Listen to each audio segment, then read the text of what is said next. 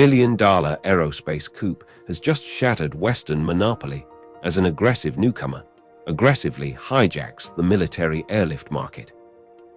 The Ministry of Defense of Brazil has detonated a financial bombshell, confirming that its defense exports have surged past $1.02 billion in a single quarter, more than doubling its entire performance from the previous year.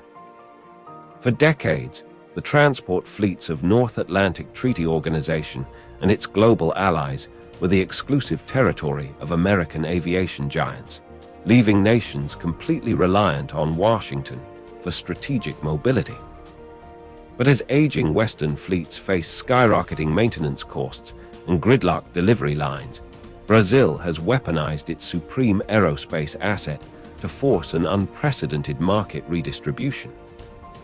This fiscal explosion is driven entirely by a twin-engine tactical powerhouse, the Embraer KC-390 Millennium, which is systematically clearing out Western competition across global defense tenders. By enforcing an aggressive new government-to-government export mechanism known as Decree GMMD 1456, Brasilia has deployed its new state corporation ALADA to act as the ultimate sovereign guarantor for massive military megacontracts. This state-backed financial leverage has permanently altered the procurement landscape, empowering a South American challenger to outmaneuver traditional defense titans. Before we go on, do you think this massive aerospace shift will permanently break the Western monopoly on global military logistics?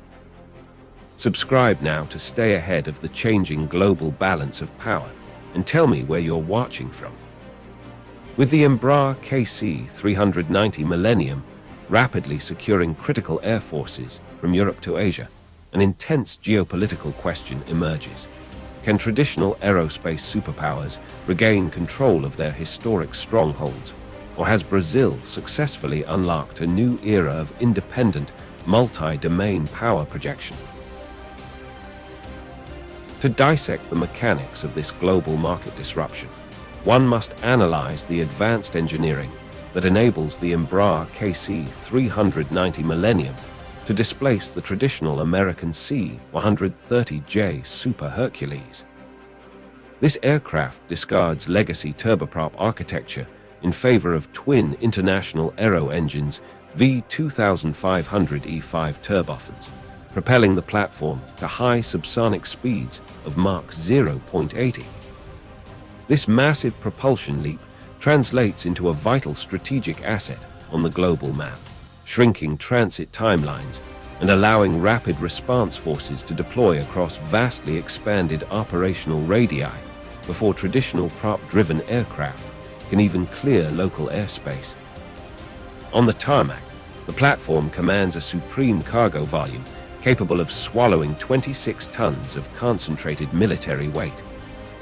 Instead of demanding extensive disassembly, its spacious fuselage swallows heavy armored personnel, carriers like the M113 or entire utility helicopters, directly enhancing multi-domain readiness.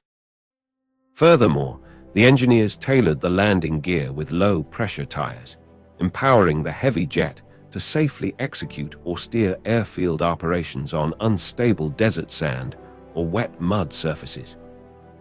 In high-threat environments, the cockpit integrates the Rockwell Collins Pro-Line Fusion avionics suite alongside head-up displays and an enhanced vision system utilizing 4 external cameras, maintaining maximum situational awareness against dense electronic warfare jamming. This combination of speed, heavy payload capacity, and lower operational overhead delivers an unyielding tactical solution for modern militaries.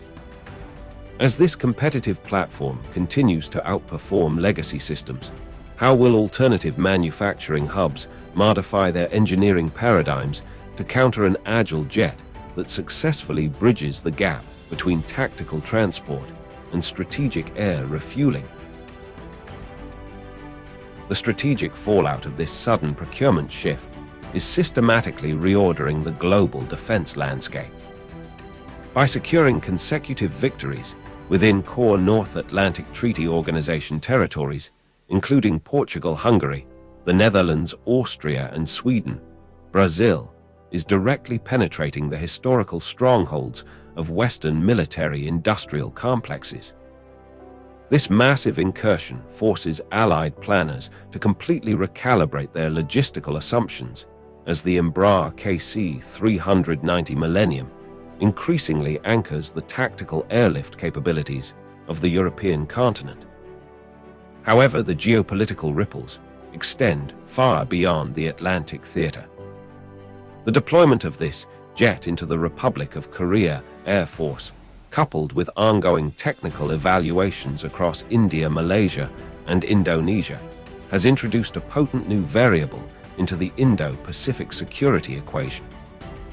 As these regional powers seek to diversify their defense acquisition portfolios away from traditional superpowers, they are creating a new axis of South-South industrial cooperation.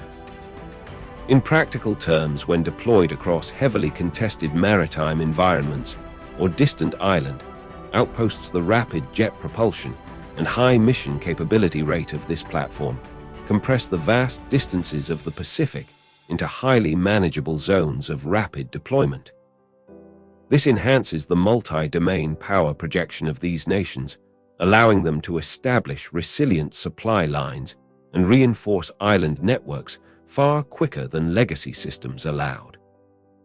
Western defense syndicates accustomed to holding an absolute monopoly over global military transport sales now face a highly synchronized sovereign competitor backed by flexible financing and extensive technology transfer packages.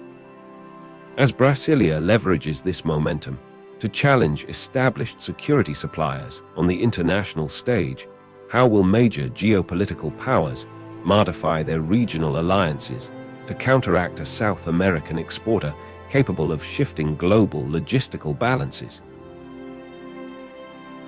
While Brazil celebrates this historic billion-dollar breakthrough, this rapid globalization of its premier military transport exposes a critical strategic vulnerability that could ultimately freeze its operational autonomy. The structural integrity and digital computing architecture of the Embraer KC-390 Millennium are undisputed, yet its core propulsion core remains anchored to Western manufacturing choke points. The aircraft relies entirely on the International Aero Engines V2500E5 turbofan, a sophisticated power plant produced by a multinational consortium heavily dominated by corporate entities from the United States.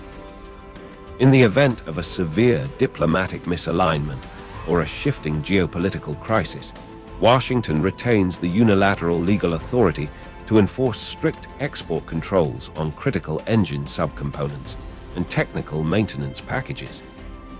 This hidden leverage means that despite its independent design, the actual operational availability of Brazil's global transport fleet remains vulnerable to external political vetoes. This reality provides a profound lesson in contemporary defense economics, demonstrating that absolute sovereignty cannot be achieved through native integration alone when the primary muscle of the asset is bound to foreign production lines. Brazil has successfully field-tested an exceptional tactical machine and captured significant global market share, but it has yet to isolate its primary defense export from the regulatory oversight of its main geopolitical rivals. This structural paradox underlines the fact that in an era of globalized defense industries, technological interdependence can easily compromise sovereign commercial ambitions. As global defense markets continue to fracture along new ideological lines, can an emerging exporter truly maintain long-term strategic independence when the heart of its main asset belongs to a foreign supply chain? Share your thoughts below.